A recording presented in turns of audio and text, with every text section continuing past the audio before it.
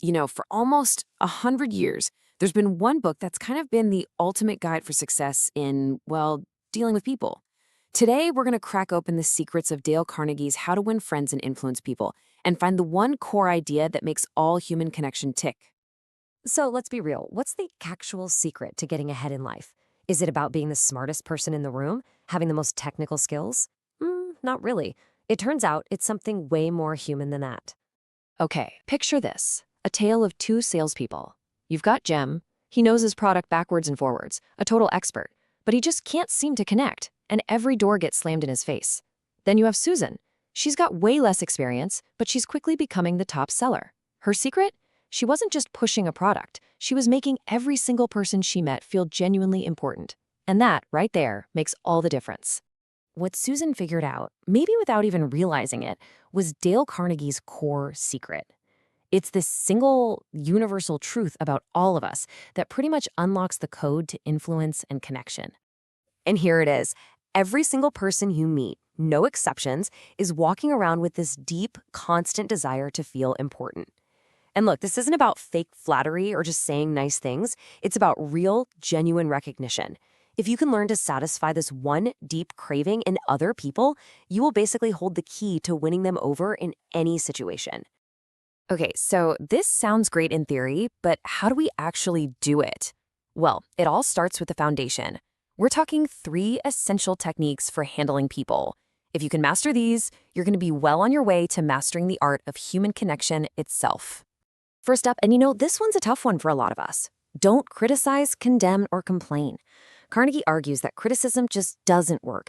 It's futile because it instantly puts people on the defensive. See, we're not dealing with creatures of pure logic. We're dealing with creatures of emotion, driven by pride. And when you criticize someone, you wound that pride, and that can create resentment that sticks around for like a lifetime.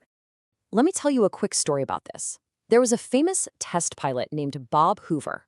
He's flying back from an air show in this old propeller plane, and suddenly, boom, both engines cut out.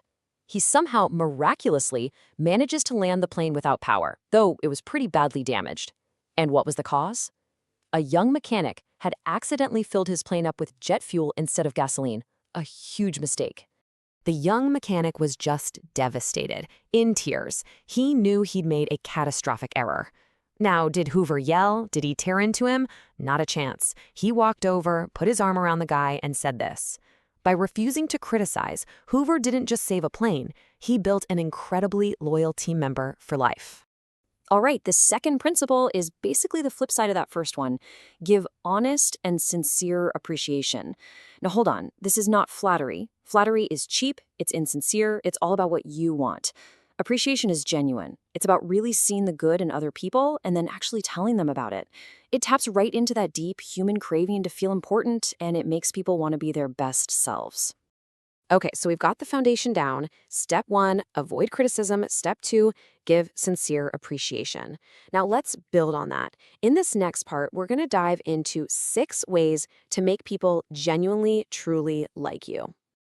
Listen to this. You can make more friends in just 2 months by becoming genuinely interested in other people than you can in 2 years of trying to get other people interested in you.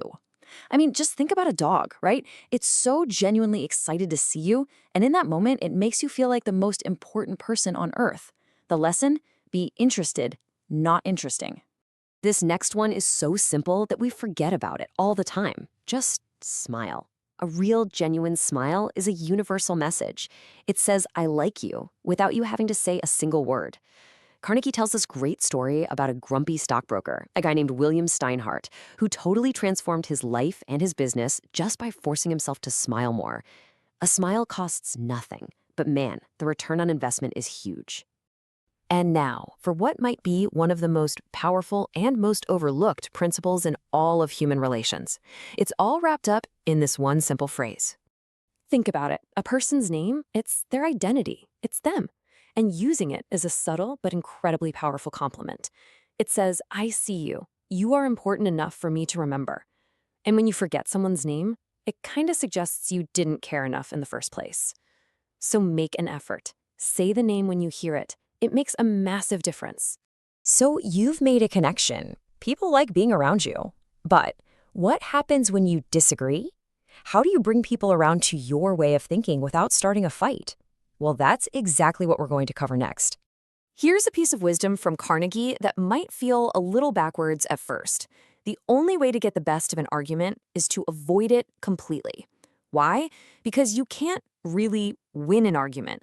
I mean, if you lose, well, you lose. But even if you win, you've probably made the other person feel bad, you've hurt their pride, and now they resent you. So you've lost their goodwill. You still lose.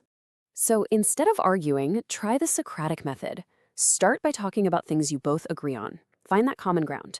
Then ask questions that get the other person saying yes, yes, right from the start. You're building this positive momentum. And by gently guiding them with questions, they end up arriving at your conclusion, but it feels like it was their own idea. And because of that, they're way more likely to get on board. All right, we've covered how to handle people, how to make connections, how to win people over without arguing. Now let's put it all together. Let's talk about the final set of principles. How to be a real leader, someone who inspires change instead of causing resentment. Anytime you need to give someone feedback or correct them, this is your playbook. Always, always start with sincere praise. Then, before you even mention their mistake, talk about a similar mistake you've made. It shows humility. Then, instead of barking orders, ask questions like, what do you think we could do differently here? And this is absolutely crucial. Never, ever humiliate someone. Always give them a way to save face.